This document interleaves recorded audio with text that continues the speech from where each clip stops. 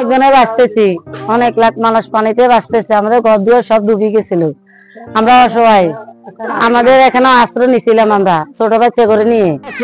যারা দেখতে আসছেন যে বন্যার পানিতে মানুষ আটকা আছে এবং কি কেউ ঘর থেকে বাড়তে পারতেছে না, মুরব্বীরা কষ্ট পাইতে আছে, আটকা আছে এবং কি গ্রাম অঞ্চলে মানুষ এখনো কেউ আসতে পারতেছে না, আটকা পড়ে গেছে, খাওয়াও পাইতেছে না। কিন্তু আজকে হয়তো একদিনে খাওয়া। আসসালামু আলাইকুম ভাইয়া, আমরা খুব অসুবিধাতে আছি।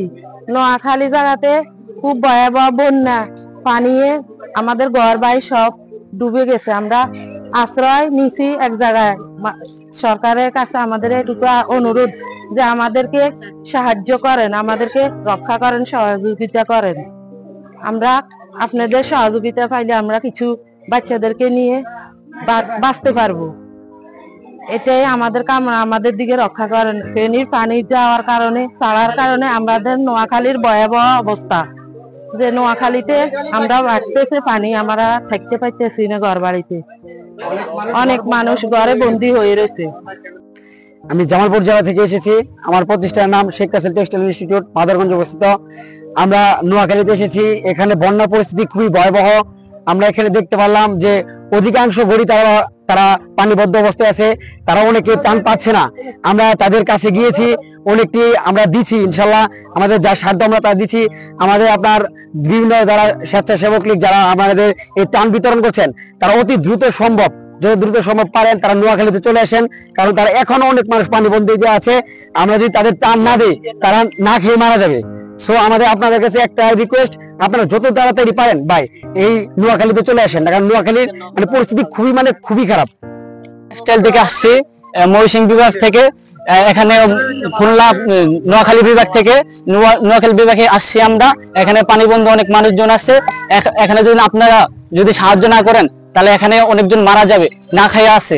এখানে যদি আপনার বিভিন্ন সংস্থা থেকে এখানে আসেন এবং সহযোগিতা করেন, আপনারা যদি সহযোগিতা না করেন, এখানে মানুষগুলো না খেয়ে মারা যাবে।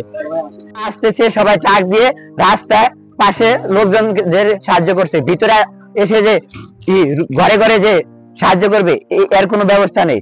তো আপনারা নিজ নিজ উদ্যোগে এগিয়ে আসেন, আপনারা বড় বড় টিম গঠন করে নিয়ে আসেন, যাতে আপনারা রাস্তার পাশের মানুষদের না প্রত্যেকটা ঘরে ঘরে যায় ত্রাণ পৌঁছা দিতে পারেন। এবং আপনারা যারা অনলাইনে আসতে পারবেন না, নিজ নিজ উদ্যোগে, যেমন আর্চনা ফাউন্ডেশন আছে এবং আমাদের একটি কন্ট্রোল রুমের নাম্বার আছে, আপনি নাম্বারটিতে বলে দেন তো এই নাম্বারে কেউ ফোন করে আমাদেরকে কোনো অসঙ্গতি থাকলে সেটা আমরা বসে আমরা সমন্বয় করব।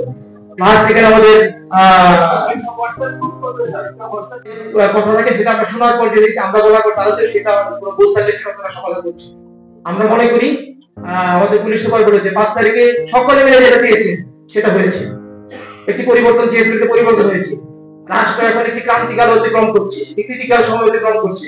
এই ক্রিটিক্যাল সময়কেও আমরা সকলে মিলে দৃঢ়ভাবে বিশ্বাস করি, সকলে মিলে আমরা যদি ঐক্যবদ্ধ থাকি, অবশ্যই এই সংকটকাল মুহূর্ত আমরা অতিক্রম করতে পারবো।